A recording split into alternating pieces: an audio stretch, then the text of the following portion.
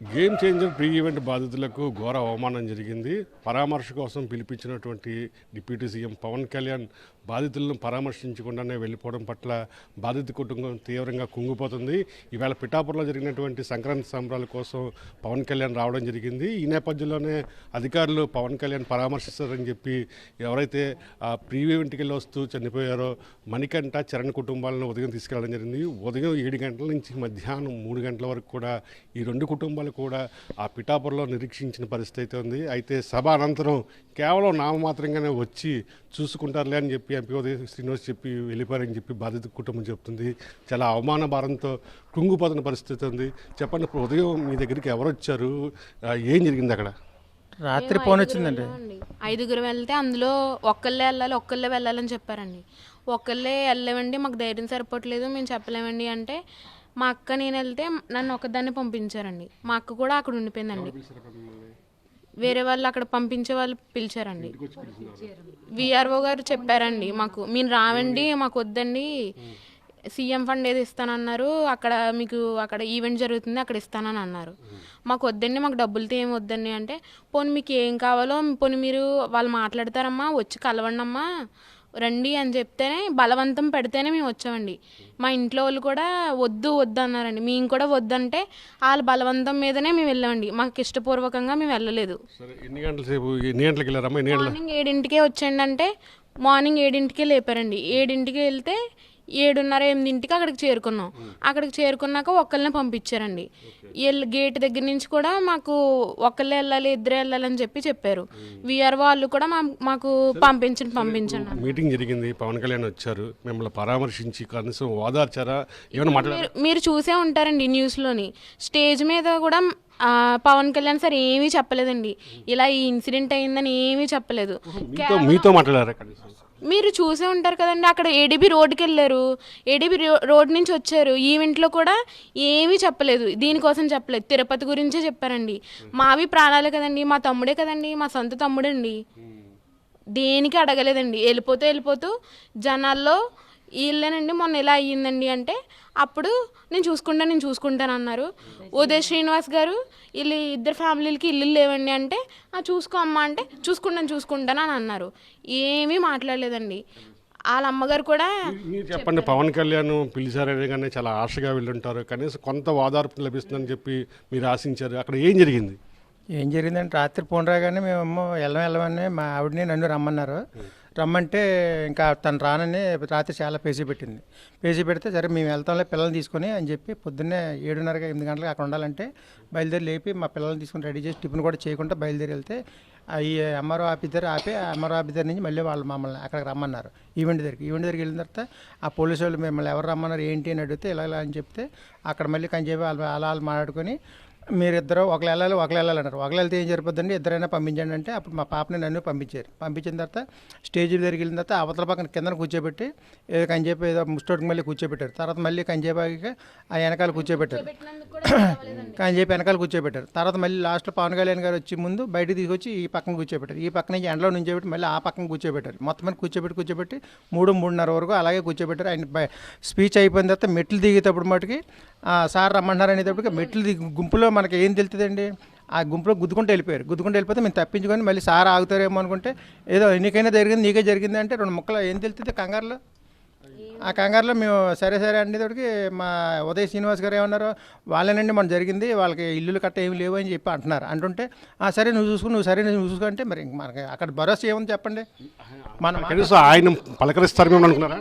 అతను పలకరిస్తాడు, పైకి ఎక్కేసి సరేనమ్మని సానుభూతి చూపించాడేమో అని మేము వెళ్ళాం ఆశగా. ఏం డబ్బు ఇచ్చేస్తారో లేకపోతే మనం ఏదో పట్టుకుపోతాం అనే చెప్పమని వెళ్ళలేదు.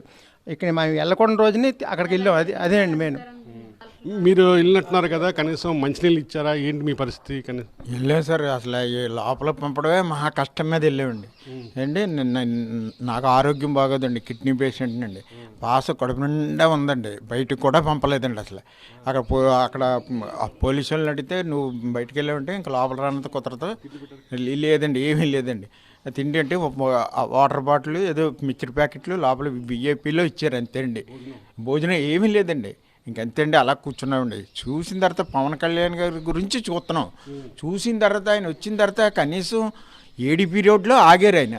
ఆగిన తర్వాత ఆ న్యూస్ మా దాకా వచ్చిందండి. ఏడీపీ రోడ్లో ఆగారు, ఇది పరిశీలిస్తున్నారు, ఇది అక్కడ పరిశీలిస్తున్నారు, చూశారు, వచ్చేస్తున్నారు అనేది చేశారు. అనుకున్న తర్వాత మేము ఎంతగానే ఎదురు చూస్తున్నామండి. ఆయన ఏదో చెప్తారు అనేసి స్టేజ్ మీద కేకేస్తారు, సానుభూతిగా పోనీ తల్లిదండ్రులు తండ్రిని అక్కల్ని కేకేస్తారు, పోనీ ఈ 10 మందిలోని సానుభూతి ప్రకటిస్తారు, ఇలా జరిగింది అనేసి అంటారని మేము ఎదురు చూస్తుంటే ఆయన ఎంతసేపు తిరుపతి గురించే మాట్లాడుతున్నారు. కానీ వాళ్ళ ప్రాణాలే కానీ ఇద్దరు కుర్రోళ్ళు కాదండి ప్రాణాలు. ఎంతో మేము ఆవేదన చెందుతూ కూర్చున్నాం అక్కడ. అవమానం, ఘోర అవమానం అండి. అంత అవమానం కాదండి. ఆయన గురించి మేము చాలా చూస్తున్నాం చెప్తారనేసి.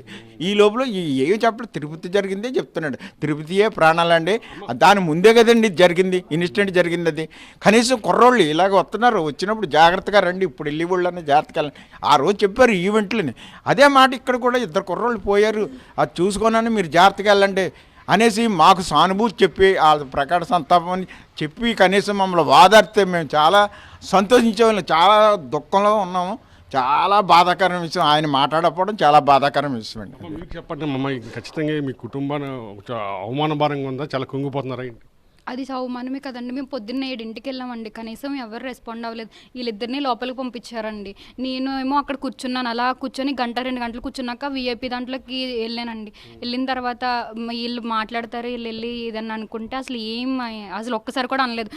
సాధారణంగా ఎవరైనా చనిపోయిన ఇంటికి వాళ్ళే వెళ్తారు, పరామర్శకి వెళ్ళి పలకరిస్తారు. మరి పవన్ కళ్యాణ్ తీరు చూస్తే ఇంట్లోనే ఉంటాం కదండి, పొద్దున్నే వచ్చి అక్కడ బాధపడాల్సిన అవసరం లేదు, మా ఈ రోడ్ల మీద పెట్టుకోవాల్సిన లేదు కదండి. ఆ మణికంఠ వాళ్ళ మమ్మీకి కూడా కళ్ళు తిరిగి పడిపోతున్నారండి, అయినా సరే ఉన్నారు. మా తాతయ్య గారు పొద్దున్న నుంచి అలానే ఉన్నదండి, కళ్ళు తిరుగుతున్నాయి మా తాతయ్య గారికి కూడా, అయినా అలానే ఉన్నాం. ఎందుకు వాళ్ళు కబురు పెట్టారనే కదా మేము వెళ్ళింది. అదే పెద్దపురం హాస్పిటల్ అది మంచిగా ఉంటే ఈ పాటికి ప్రాణం బ్రతికుండేదండి వాడండి. అదే అక్కడే కౌదు ముక్కలు కుక్కలు పడుకుంటున్నాయండి. అసలు అది ఆ తిరుపతిలో ప్రాణాలే చెప్తున్నారు కానీ ఇక్కడ ప్రాణాలని చెప్పట్లేదు. మా ఈ ప్రాణాలే, మా తమ్ముడు వాళ్ళ తమ్ముడు ఒకటే కదండి. అసలు మీరు అనుకున్నారు కనీసం ఇంటికి వస్తారు, పరామర్శిస్తారు పవన్ కళ్యాణ్ అని, ఒక చిన్న ఓదార్పు దొరుకుతుందని అనుకున్నారు మీరు? అనుకున్నామండి, మమ్మల్ని అక్కడికి రమ్మంటారని మేము అనుకోలేదండి. ఇక్కడ ఇంటికి వస్తారా అని అనుకున్నాం కానీ అక్కడికి రమ్మంటారు, మమ్మల్ని చూస్తారు అనుకున్నాం అండి. ఫస్ట్ మా దగ్గరకు వస్తారు, తర్వాత వాళ్ళ దగ్గరికి వెళ్తారు అనుకున్నాం.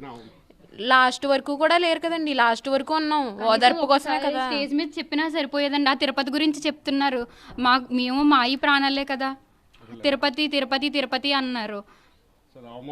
అవునండి, గేమ్ చేంజర్ కోసం ప్రీ రిలీజ్కి వెళ్ళారండి. అలాంటి ఈవెంట్స్ చేయడం వల్లే కదా ఇలా అవుతుంది.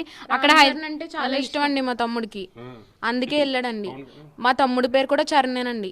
మేము పవన్ కళ్యాణ్కి కూడా ఓట్లు మేము పవన్ కళ్యాణ్కి వేసామండి, ఐలవ్ కళ్యాణ్కి వేసామండి.